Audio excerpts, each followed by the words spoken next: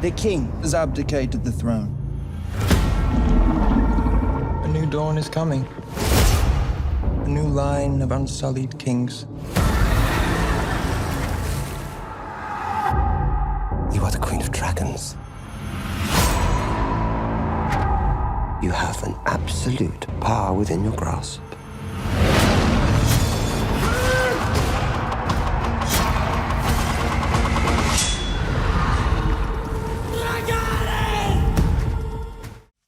Welcome back, everyone. It's Charlie. Knight of the Seven Kingdoms Season 1 just ended, and we finally got the House of the Dragon Season 3 trailer, and with it, House Stark is back. There was an important reason why House Stark wasn't around during the events of Knight of the Seven Kingdoms Season 1, but they will be the main focus of one of the future seasons of that show, too.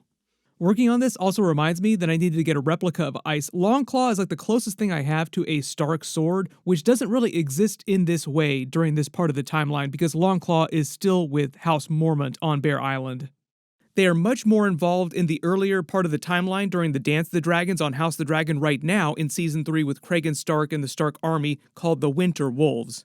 So we will explain what's going on with Cregan Stark, the Starks during House of the Dragon this season, and how Cregan Stark and the Starks are generally so important for what's happening later in the timeline during the time of Knight of the Seven Kingdoms in future seasons with Dunk and Egg.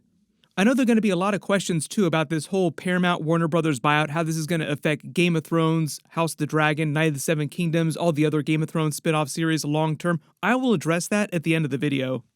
It kind of felt like after the main Game of Thrones series ended several years ago that they pivoted away from focusing so much on the Starks because they were so central to the story for that series. There have been Starks showing up during House of the Dragon, but the reason why you only see one briefly in Season 1, like brief cameo scene, blink and you'll miss it, then just the quick scene of Cregan Stark in Season 2 is because the story has largely been about the inner machinations of the Targaryen family localized in King's Landing and Dragonstone. It's just that now by the events of Season 3, the actual Dance of the Dragons Civil War has escalated to a point where it covers a much wider area with way more houses getting involved in the actual war, so the Starks are involved again in a big way.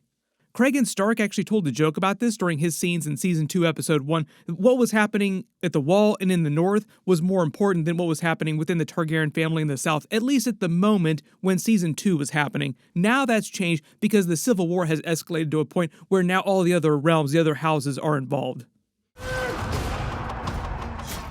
Mostly the way this is manifesting in the Season 3 trailer is in the form of the Winter Wolves scenes throughout the actual footage. That's what the Stark army is called during the Dance of the Dragons. The reason why there aren't a larger force, reason why it's like a relatively small group of people, is because Cregan Stark also needed to keep more men in the north to deal with both what's happening at the Wall, the Night's Watch, with the Free Folk raiders, which is still a problem constantly for them, just random Free Folk just raiding the Wall every once in a while trying to get past. And the reminder that a lot of people forget the North is massive compared to the South, so they need a much larger group of people to actually just cover it in terms of taking care of everything. One of the brand new Stark Winter Wolves characters that we'll see during the season is Tommy Flanagan. You probably recognize him from a billion other TV shows and movies. He's playing Roderick Dustin, aka Roddy the Ruin, and he's going to be the leader of the Winter Wolves during most of the Dance of the Dragons here in the South. Technically, Cregan Stark is in charge of the North Army, but he doesn't get more involved until the very end of the Dance of the Dragons during the Hour of the Wolf when the Stark army comes to King's Landing. Based on the progression of all the big battles in the trailers, I believe they're going to end Season 3 with the first battle of Tumbleton. I don't know if they're going to combine the first battle and the second battle of Tumbleton because there are two ones in the books, and they've condensed a lot of stuff, moved a lot of stuff around from their adaptation for the show. But I do expect them to save the Hour of the Wolf for Season 4, which is meant to be the final season of House of the Dragon. So there are a couple big things that they're saving for that final season, like the battle over the God's Eye, Aegon's Revenge. You get the idea. One of the other big new characters they're introducing this season that's also connected to Cregan Stark and the Starks just in general is Alysanne Blackwood. Obviously, she's a Blackwood. She comes from House Blackwood. She's referred to as Black Ally. You could see her here leading the part of the army during one of their battles.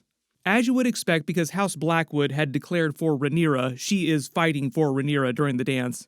She's kind of an Arya, Shield Maiden type of character who gets involved in some of the bigger battles. She also gets involved with, this is where we connect back to Cregan Stark and the Starks, with Cregan later during the Dance of the Dragons, what will probably be Season 4. soon after the end of the dance. I don't know if they're going to go this far ahead in the series. It depends on how far the actual Civil War storyline itself of the show goes into in the final episodes. Like, do they do the aftermath of the dance? There are a lot of very important things that happen to the realm right after the dance goes down. She winds up marrying Cregan Stark, becoming his second wife, giving him 4 daughters. The way this connects with Night of the Seven Kingdoms later in the timeline with Duncan Egg is through Cregan Stark's grandchildren at Winterfell. Season 4 of Night of the Seven Kingdoms is supposed to be based on George R. R. Martin's 4th story in the Tales of Duncan Egg, which he hasn't published yet, but he has written it, and it is called The She-Wolves of Winterfell.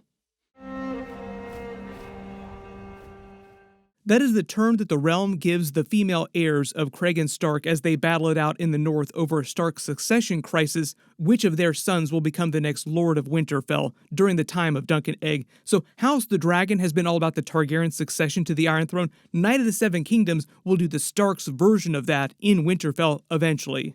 Thankfully, HBO said that they're trying to make Night of the Seven Kingdoms a yearly show. That's why Season 2 is coming out next year, Season 3 the year after that. So it sounds like we won't have to wait that long for them to actually make it back to Winterfell and us to get that story.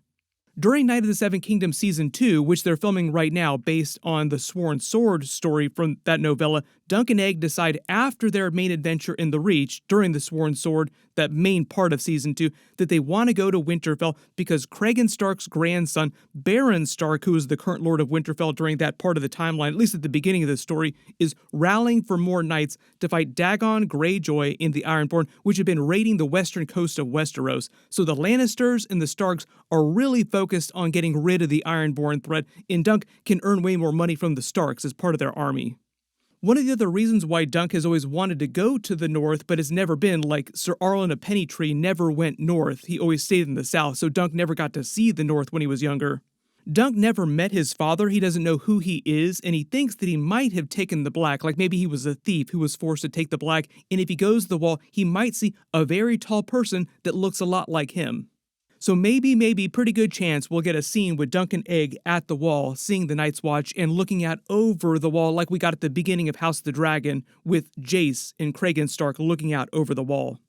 But remember, that's basically Season 4 material. Season 3 of Night of the Seven Kingdoms is going to be based on the Mystery Knight. The whole idea is that on their way to Winterfell to fight for Baron Greyjoy, they get waylaid by a completely different group of characters. Without getting too deep into that story, Season 3 is still kind of early for that. That becomes the plot of what Season 3 will be, adapting the Mystery Knight novella. Then after that is when they finally go the rest of the way to Winterfell. The North must stand ready. Winter is coming. The whole reason why the Starks would have a succession crisis in the first place is because Baron Stark, during the time of Duncan Egg, the current lord, is killed by the Ironborn during one of their raids. He had several sons, but they're all extremely young, so several other Stark women tried to assert their own sons' claims to Winterfell over Baron Stark's oldest son. George R. R. Martin hasn't published the story, but he's written it and he gave it to Ira Parker, so I'm assuming that whatever they do adapt for Season 4 for this She-Wolves of Winterfell story, it'll be pretty accurate to whatever George R. R. Martin's story is, and there's still a couple years, so he could always wind up slipping it out, but he is still trying to finish Winds of Winter right now, like that's his main focus in terms of publishing stuff. Ira Parker said that he shared 10 additional stories with him after the events of the third novella, Mystery Knight. She-Wolves of Winterfell is just the first of that 10.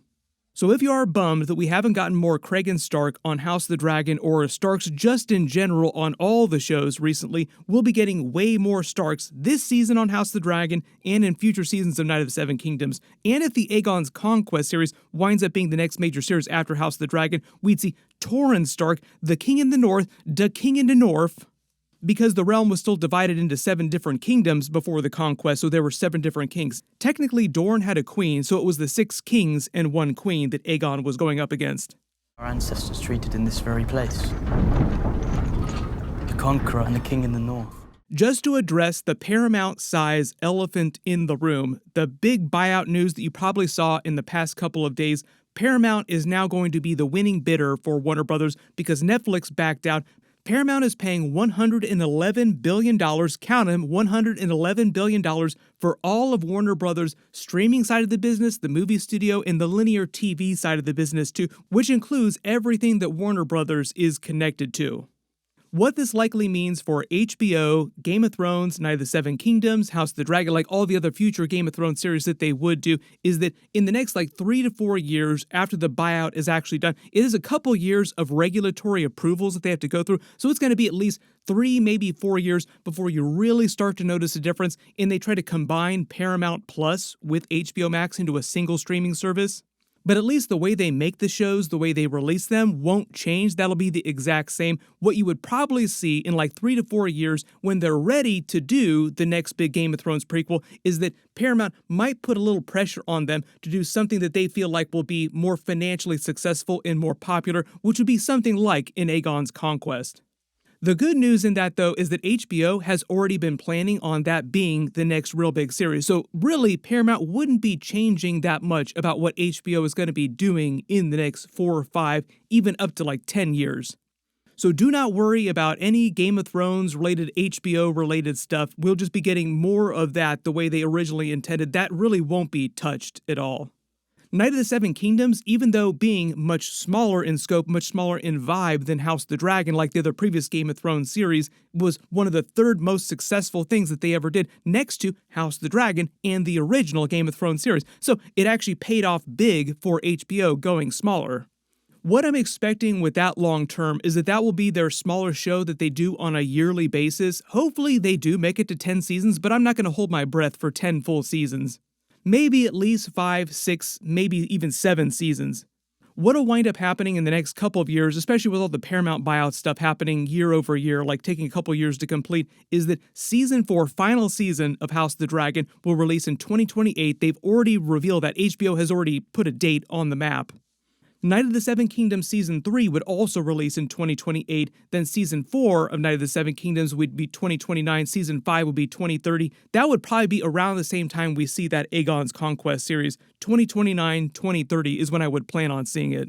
Everybody post all your reactions in the comments below. We will probably see more Easter eggs for what happens later in the timeline in future seasons of House of the Dragon too, so more connections with Night of the Seven Kingdoms, the Blackwood Rebellion, and all the really big stuff that comes later.